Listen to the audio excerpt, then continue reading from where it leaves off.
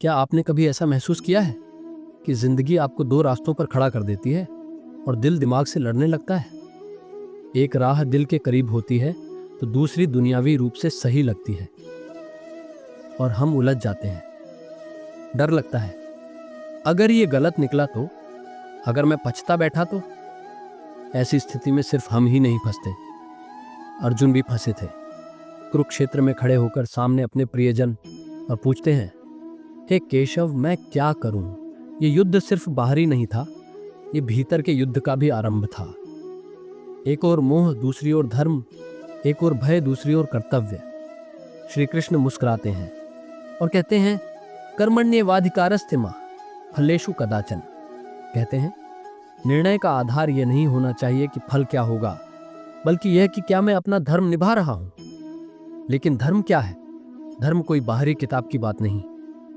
श्री कृष्ण के अनुसार धर्म वो है जो आपके भीतर से आता है, जो आपकी आत्मा कहती है, बिना भय, बिना लोभ। उसी को वे स्वधर्म कहते हैं। जैसे अर्जुन का धर्म था अन्याय के विरुद्ध खड़े होना, लेकिन मोह में आकर वे भूलने लगे थे। और यही हम भी करते हैं।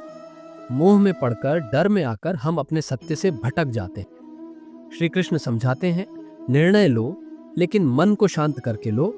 जो मन सुख दुख में एक सा रहता है वही स्थिर बुद्धि है। भगवत गीता में श्री कृष्ण कहते हैं, योगस्था कुरु कर्माणि संगम त्यक्त्वा धनंजय। यानी योग में स्थित होकर निर्णय लो, आसक्ति को त्याग कर निर्णय लो। जब हम क्रोध, ईर्ष्या या डर में होते हैं, निर्णय सही नहीं होते। क्या आपने कभी गुस्से में ऐसा कुछ कहा या किया है जो बाद में पछतावा बना? श्री कृष्ण कहते हैं, मनुष्य का सबसे बड़ा शत्रु वही है जिसका वह गुलाम बन जाता है, मन। तो निर्णय लेने से पहले मन को साधना जरूरी है। कैसे?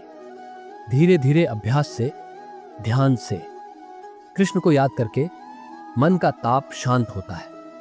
जब मन शांत होता है तब आत्मा की आवाज सुनाई देती है और वही निर्णय हमें मोक्ष की ओर ले जाता है। कुरुक्षेत्र में अर्जुन ने जब हथियार रख दिए थे तब श्री कृष्ण ने कहा, हे पार्थ, युद्ध से भागना नहीं, अपने धर्म से पीछे हटना नहीं। जो तुम्हारा सत्य है उसी के साथ खड़े रहो, चाहे परिणाम कुछ भी हो। तो आज जब आप जीवन के कुरुक्षेत्र में खड़े होते हैं, किसी रिश्ते को लेकर, करियर को लेकर या अपने भीतर चल रहे द्वंद्व को लेकर, क्या आप श्री कृष्ण की बातों को याद रखते हैं?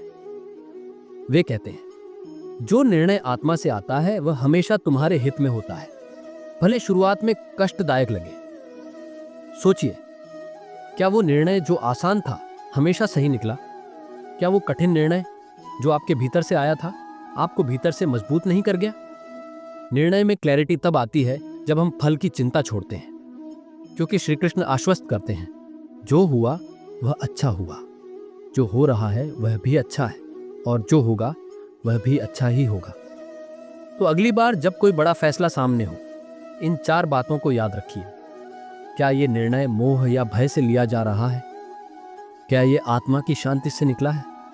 क्या इसमें आपका धर्म, आपका सत्य झलकता है? और क्या आपने खुद को उस निर्णय के फल से मुक्त कर दिया है? अगर हाँ, तो निर्भय होकर निर्णय लीजिए। श्री कृष्ण आपके साथ हैं। अब जरा सोचिए, क्या आपने कभी किसी ऐसे समय में श्री कृष्ण की ये वाणी सुनी थी भीतर से? क्या कोई ऐसा निर्णय है जिसमें आपने अपनी अंतरात्मा की सुनी और वो आपको शांति दे गया? कमेंट करके हमें जरूर बताइए। आपकी बात शायद किसी और को आज सही निर्णय लेने की ताकत दे दे। अगर ये श्री कृष्ण वाणी आपके हृदय को छू गई हो तो इसे उन लोगों के साथ साझा कीजिए जो जीवन के दौराहे पर खड़े हैं।